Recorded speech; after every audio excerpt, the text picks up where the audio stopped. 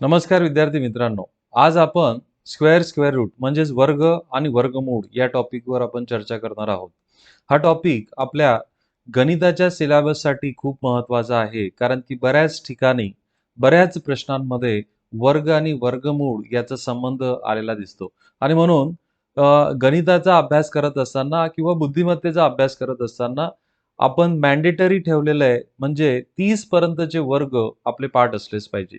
30 पर्यंतचे वर्ग पाठ झाले तर ऑटोमॅटिक त्यांचे वर्गमूळ देखील पाठ होतात. जसा हा चार्ट आपल्याला दाखवतोय बघा.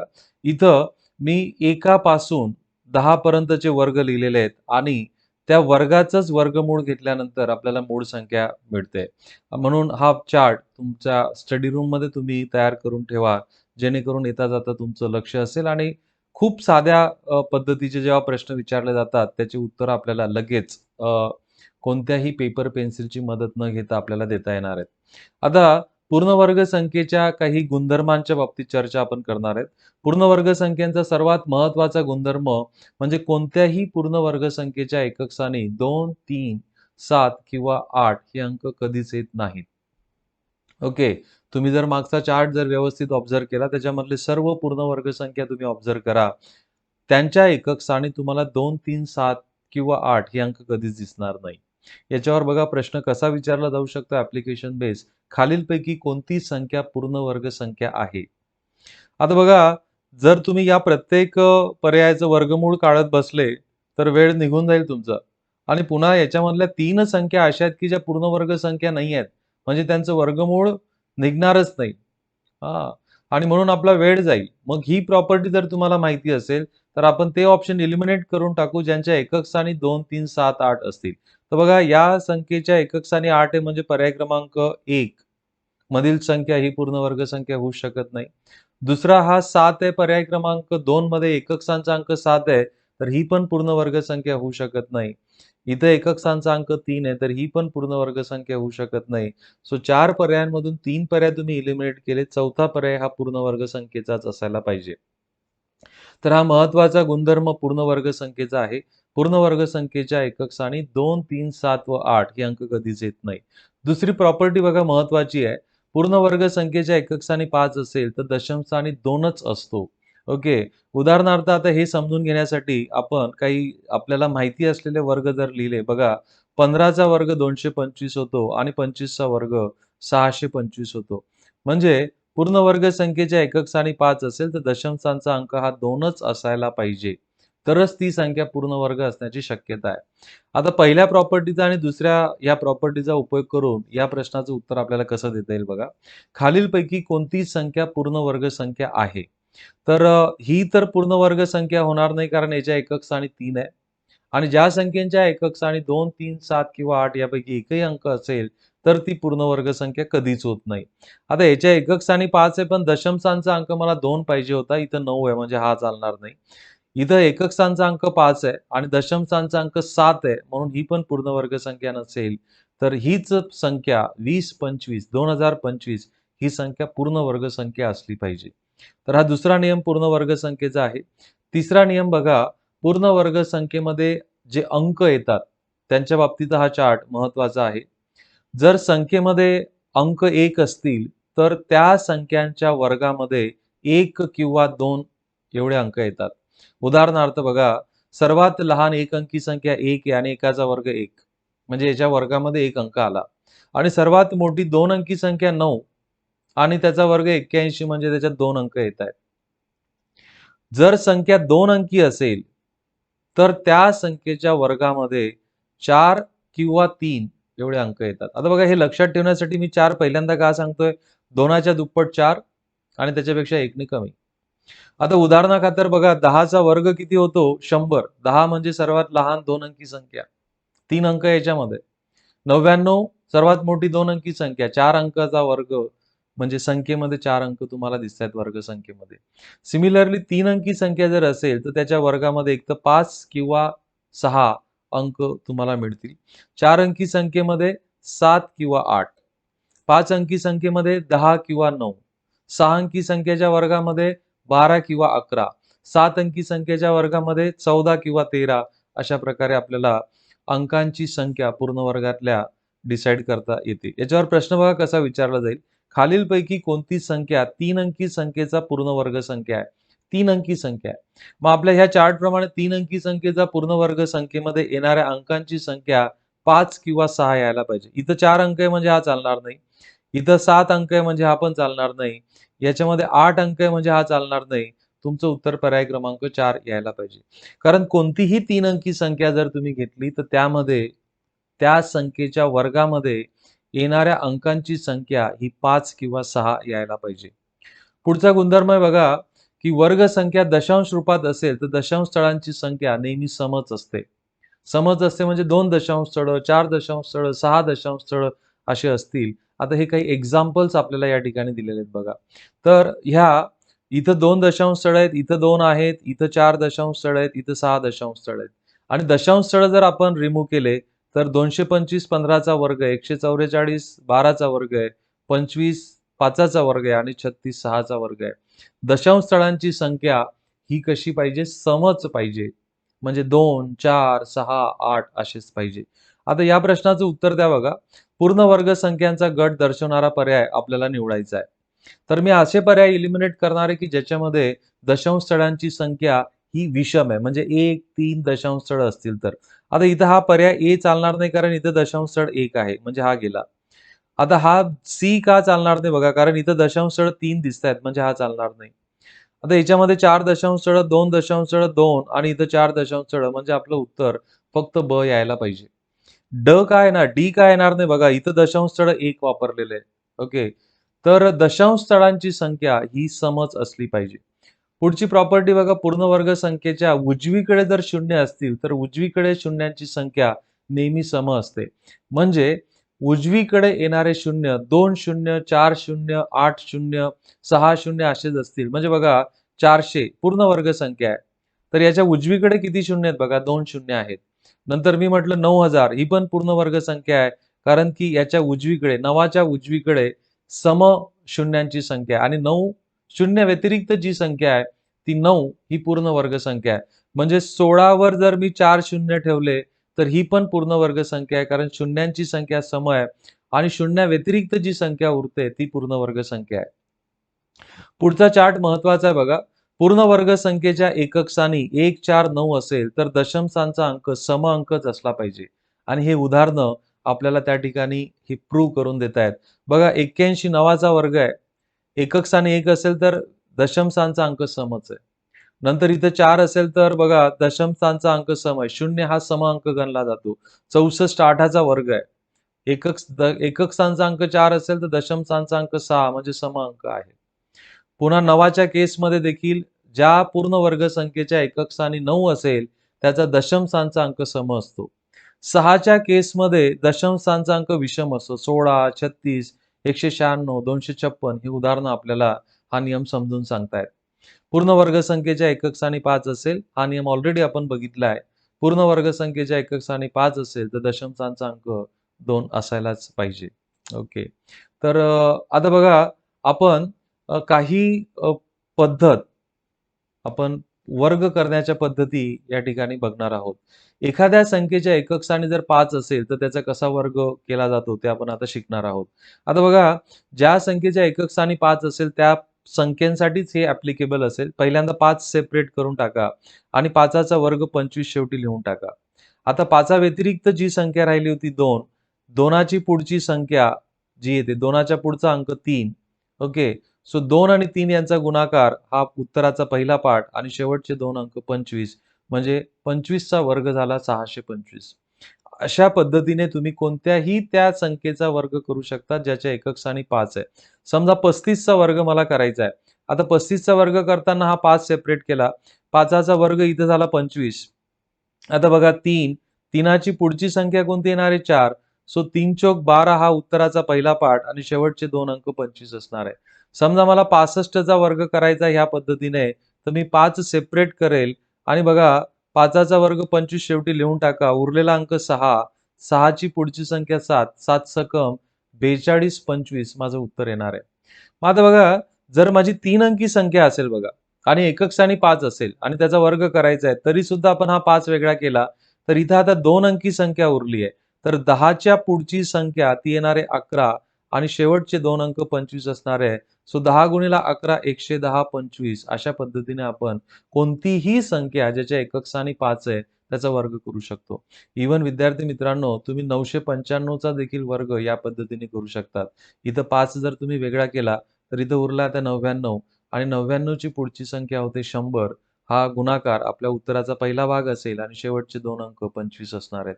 सो 99 गुणिले 100 म्हणजे 99 वर 2 शून्य ठेवा आणि 25 तुमचं उत्तर तयार झालं. अशा पद्धतीने तुम्ही कोणत्याही संख्येचा वर्ग करू शकतात, प्रोव्हायडेड त्या संख्येच्या एकक स्थानी 5 असला पाहिजे. आता इथं मी काही संख्या तुम्हाला दिलेल्या आहेत. व्हिडिओ पॉज करा, या संख्यांचे वर्ग काढा आणि मग तुमचे उत्तर तपासून बघा. ओके. तुमचं सॉल्व्ह करून झालं असेल, तर तुमचे उत्तर तपासून बघा. हे तुमचे उत्तरं असायला पाहिजे. सर्वच्या सर्व तुमचे उत्तरं बरोबर असेल, तर थोडं स्वतःला शाबासकी त्या ठिकाणी देऊन टाका विद्यार्थी मित्रांनो. दुसरी मेथड आपण बघणार आहे आता. संख्येच्या एकक स्थानी 1 असल्यास त्याचा कसा वर्ग करायचा? उदाहरणार्थ आपण 21 ही संख्या घेऊ. हिचा वर्ग आपला परिचित आहे म्हणून पहिल्यांदा काय करायचं? 1 सेपरेट करायचा. 1 सेपरेट केल्यानंतर एकाचा वर्ग 1 शेवटी लिहून टाका. आता 2वर या. एका व्यतिरिक्त जो अंक किंवा संख्या उरली असेल त्याच्यावर या. पहिल्यांदा मधल्या भागात त्याचा दुप्पट करा म्हणजे 2ची दुप्पट 4 आणि आता इथल्या भागामध्ये त्याचा वर्ग लिहा. 2चा वर्ग 4 म्हणजे तुमचं उत्तर या ठिकाणी तयार झालं. म्हणजे बघा, समजा इथं च्या जागी कोणतीही संख्या आणि एकक स्थानी 1 असेल, तर पहिल्या भागामध्ये तुम्हाला चा वर्ग लिहायचा आहे. दुसऱ्या भागामध्ये तुम्हाला ची दुप्पट लिहायची आणि शेवटचा भाग हा 1 लिहायचा आहे. ओके. उदाहरणार्थ मला जर 31 चा वर्ग करायची वेळ आली या पद्धतीने, तर मी 1 सेपरेट करेल. तर पहिल्यांदा 3चा वर्ग 9 मी लिहिला. नंतर 3ची दुप्पट 6 आणि 1 जसाच तसा लिहील. 41 चा वर्ग मला जर करायचा असेल या पद्धतीने, तर 4चा वर्ग 16 4ची दुप्पट मी मधल्या भागात लिहील आणि 1चा 1. आता काही वेळेस तुम्हाला अशा ठिकाणी बघा थोडीशी अडचण जाणवेल बघा. 71चा वर्ग तुम्हाला करायचा आहे. तर 7चा वर्ग 49 झाला. 7 दुणे 14 झाले. पण इथे एकाच अंकासाठी जागा आहे. तर तिथं 14चा 4 ठेवा आणि हातच्याला 1 द्या आणि हा 1 शेवटी. मग आता हा 1 49 मध्ये मिळवला जाईल. तुमचं उत्तर 50-41 असणार आहे. अजून एक उदाहरण घेऊन हे समजून घेऊ. समजा 121 चा वर्ग मला करायचा आहे. तर मी 1 सेपरेट केला. आता बघा, मी डावीकडून उजवीकडून सुरुवात करतो. 1चा वर्ग 1. आता मधल्या भागामध्ये 12ची दुप्पट करायला लागेल. 12ची दुप्पट 24. 24चा 4 ठेवा, हातच्याला 2. आता 12चा वर्ग 144 होतो. 144 अधिक 2 146 म्हणजे तुमचं उत्तर 146 41 असं होणार आहे. ओके. आय होप की तुम्हाला ही पद्धत समजली असेल. तुम्हाला ही पद्धत समजली असेल, तर या संख्यांचे वर्ग तुम्ही काढा. व्हिडिओ पॉज करा. शांत चित्ताने तुमची उत्तरं काढा आणि मग नंतर उत्तर तपासून बघा. तुमचे सर्वच्या सर्व उत्तरं बरोबर आले असतील, तर स्वतःची पाठ थोपटा. ओके. आता कोणत्याही 2 अंकी संख्येचा आपल्याला वर्ग कसा करायचा ते आपल्याला शिकायचं आहे. विद्यार्थी मित्रांनो, लहानपणापासून आपण a + b कंसाचा वर्ग बरोबर a चा वर्ग अधिक 2ab अधिक b वर्ग हे सूत्र आपण पाठ केलेलं असतं. आता या सूत्राचा वापर आपण कोणत्याही 2 अंकी संख्येचा वर्ग करण्यासाठी कसा करणार आहे ते बघूया आपण. एक छोटं उदाहरण घेऊ आपण. 32 चा वर्ग आपल्याला करायचा आहे. तर मी या संख्येचे 2 भागात रूपांतर करतो. याला a म्हणतो आणि याला b म्हणतो. तर बघा, याच सूत्राचा आपण वापर करू. पहिला पार्टमध्ये a चा वर्ग सो 3चा वर्ग. दुसऱ्या भागात 2 गुणिला a गुणिला b. a आपला 3 आहे आणि b आपला 2 आहे आणि शेवटच्या भागात b चा वर्ग म्हणजे 2चा वर्ग. आता बघा, 3चा वर्ग झाला 9. इथं 3 दुणे 6, 6 दुणे 12 आणि 2चा वर्ग 4. आता काय करायचं बघा, शेवटचं उत्तर तयार करताना इथला 4 जसाच तसा, इथला 2 घ्या आणि हा 1 इकडं 9 मध्ये ॲड होऊन जाईल. 9 आणि 1 10 म्हणजे आपलं उत्तर मिळालं बघा 32 चा वर्ग 1024. अशा पद्धतीने तुम्ही कोणत्याही 2 अंकी संख्येचा वर्ग करू शकतात. दुसरं एखादं उदाहरण आपण इथं घेऊ. समजा मला 84 चा वर्ग करायचा आहे. तर मी या संख्येची फोड अशी केली बघा. याला a म्हटलं आणि याला b म्हटलं. तर पहिल्यांदा मी 4चा वर्ग लिहितो, इथं इकडून लिहितो किंवा तुम्ही a पासून सुरुवात केली तरी चालेल. 8चा वर्ग 64 लिहिला. नंतर 2 गुणिला 8 गुणिला 4 आणि शेवटी 4चा वर्ग आपण लिहू. 8चा वर्ग मी इथं ऑलरेडी लिहून टाकलेला आहे. 8चा वर्ग 64. आता 2 आठी 16 16 चोक 64 आणि 4चा वर्ग 16. आता संख्या शेवटची संख्या तयार करताना इथला 6 ठेवा हा 1 इकडे ॲड होऊन जाईल. तर इथं 1 ॲड केल्यानंतर 65 होतील. 65चा 5 आणि 6 इकडं ॲड होईल. तर इथं 70 तुमचे होतील. 64 अधिक 6 70 म्हणून 84चा वर्ग 70 56 असा होणार आहे. तर अशा पद्धतीने विद्यार्थी मित्रांनो कोणत्याही 2 अंकी संख्येचा वर्ग आपण करू शकतो. इथे काही एक्झाम्पल्स मी तुम्हाला सॉल्व्ह करण्यासाठी दिलेले आहेत. तुम्ही वेळ घ्या, पेपर पेन्सिलचा वापर करा. या पद्धतीने तुम्ही प्रश्न सॉल्व्ह करा. आता बघा तुम्हाला अजून एक शॉर्टकट तुम्हाला सांगून देतो, की जर तुम्ही उजव्या बाजूने सुरुवात केली, 2 पासून सुरुवात केली. जसं 2 चा वर्ग लिहून टाका 4. मनातल्या मनात ह्या सर्व प्रोसिजर करायच्यात. आता या दोघा अंकांचा गुणाकार आणि त्याची दुप्पट. 4 दुने 8, 8 दुने 16चा 6, आजच्याला 1. आता 4चा वर्ग 16, 16 आणि 1 17. असं जरी तुम्ही केलं तरी चालतं.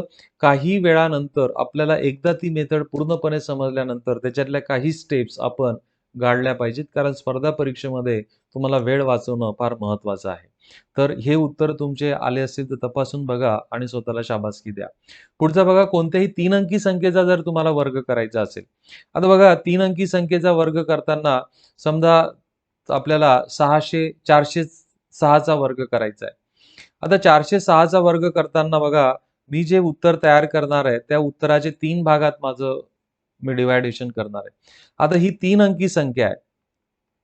ही 3 अंकी संख्या असल्यामुळे मला ह्या प्रत्येक भागामध्ये 2-2 अंक मला ठेवायचे आहेत. 2 अंक मला यायला पाहिजेत. ओके.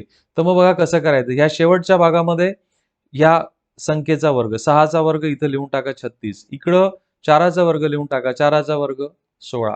आता इथं मधल्या भागामध्ये ह्या दोघं अंकांचा गुणाकार करून त्याची दुप्पट म्हणजे 4 चोक 4 गुणिला 6, 6 चोक 24 आणि त्याला 2 ने गुणायचं 24 जुने 48. तर प्रत्येक भागामध्ये मला 2-2 अंक पाहिजे होते ते आलेले आहेत.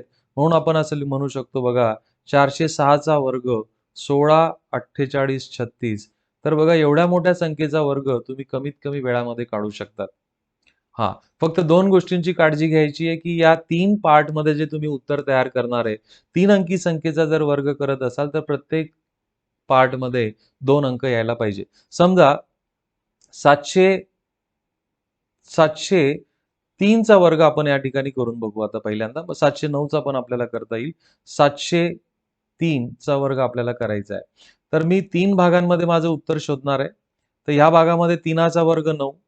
नंतर या भागामध्ये 7 चा वर्ग 49. आता या दोघांचा गुणाकार 7 गुणिला 3 या गुणाकाराला पुन्हा 2 ने दुप्पट करायची आहे. 7 त्रिक 21 जुने 42. आता मला प्रत्येक भागामध्ये 2 अंक पाहिजे होते, पण या भागामध्ये एकच अंक आला. मग ही 9 ही संख्या याची किंमत न बदलवता मी 2 अंकीच्या स्वरूपात हिला 09 असं लिहू शकतो, जेणेकरून मला 2 अंक याच्यामध्ये भेटतील. म्हणून 703 चा वर्ग आपण शेवटी लिहू शकतो बघा 49 42 09. म्हणजे जर त्या भागामध्ये अंकांची जर कमतरता भासली, तर ती कमतरता शून्याने फिलअप करायची आहे. लक्षात घ्या विद्यार्थी मित्रांनो. ओके. अजून 2 उदाहरणं आपण घेऊ बघा. समजा मला जर 906 चा वर्ग करायचा आहे. तर 3 भागांमध्ये मी माझं उत्तर शोधणार आहे. तर 6 चा वर्ग इकडे लिहून टाका 36 आणि 9 चा वर्ग इथे लिहून टाकला 81. आता मधला भाग तयार करायचा. दोघांचा गुणाकार करा. 9 गुणिला 6 यांचा गुणाकार 9 सक 54 आणि त्याची दुप्पट 108. आता या भागात 3 अंक आले. मला प्रत्येक भागात मी 3 अंकी संख्येचा वर्ग करतोय तर प्रत्येक भागात 2 अंक पाहिजेत. तर इथं 1 अंक जास्त आहे. म्हणून हा डावीकडचा जास्तीचा अंक या डाव्या पार्टमध्ये मिळवून टाका. म्हणजे तुमचं उत्तर 82 08 36 असं असणार आहे.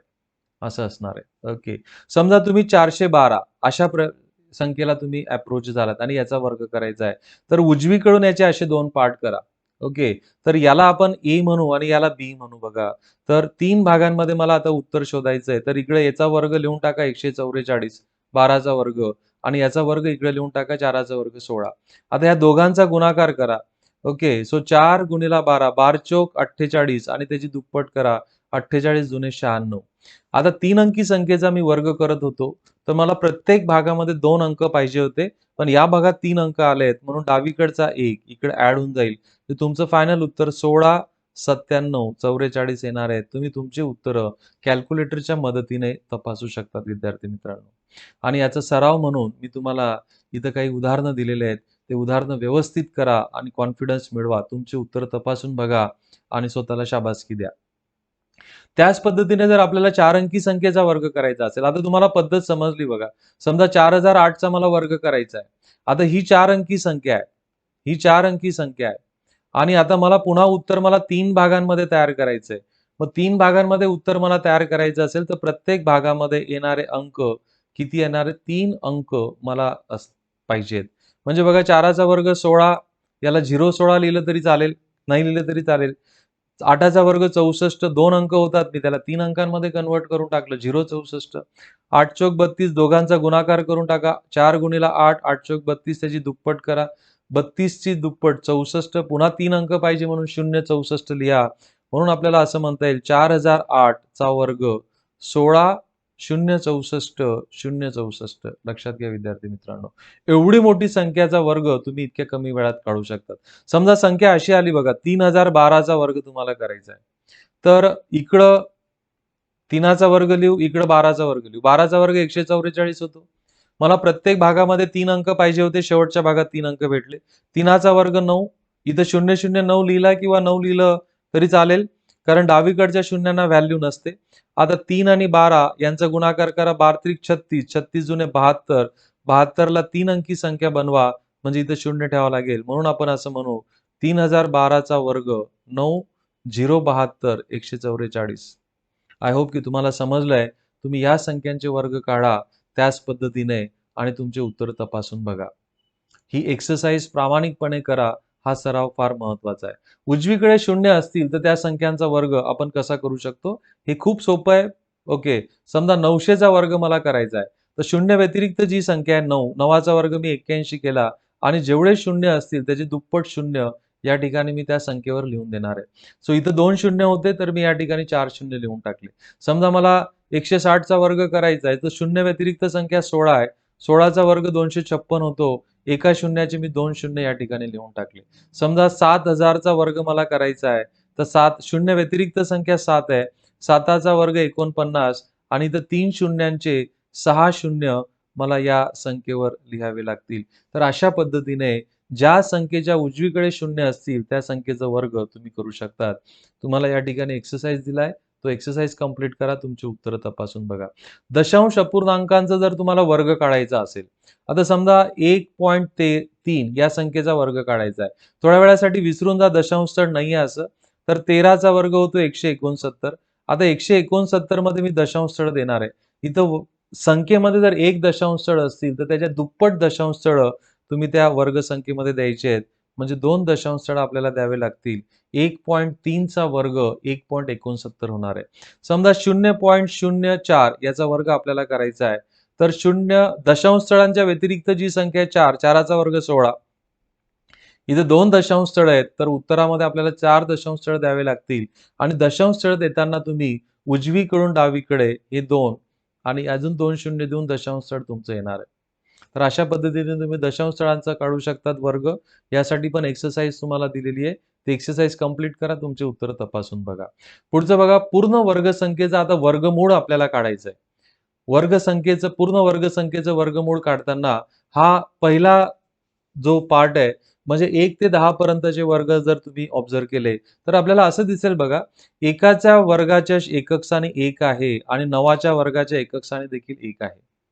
2च्या वर्गाच्या एकक स्थानी 4 आहे आणि 8च्या वर्गाच्या एकक स्थानी देखील 4 आहे. 3च्या वर्गाच्या एकक स्थानी 9 आहे आणि 7च्या वर्गाच्या एकक स्थानी देखील 9 आहे. 4च्या वर्गाच्या एकक स्थानी 6 आहे आणि 6च्या वर्गाच्या एकक स्थानी 6 आहे. आणि म्हणून आपण असं म्हणू शकतो, की पूर्ण वर्गसंख्येचा एकक स्थानचा अंक 1 असेल, तर वर्गमुळाचा एकक स्थानचा अंक 1 किंवा 9 असतो. जर पूर्ण वर्गसंख्येचा एकक स्थानचा अंक 4 असेल, तर त्याच्या वर्गमुळाचा एकक स्थानचा अंक 2 किंवा 8 असतो. पूर्ण वर्गसंख्येचा एकक स्थानचा अंक 6 असेल, तर वर्गमुळाचा एकक स्थानचा अंक 4 किंवा 6 असेल. पूर्ण वर्गाचा एकक स्थानचा अंक 9 असेल, तर वर्गमुळाचा एकक स्थानचा अंक 3 किंवा 7 असतो आणि 5च्या केसमध्ये 5च असतो. आता एखादं एक्झाम्पल घेऊन आपण समजून घेऊ बघा. समजा 4096 या संख्येचं मला वर्गमूळ शोधायचं आहे. तर पहिल्यांदा आपण एकक स्थानावर फोकस करू. एकक स्थानचा अंक 6 आहे. म्हणजे कोणत्या 2 शक्यता येतील? वर्गमुळाच्या एकक स्थानासाठी कोणत्या 2 शक्यता आहे?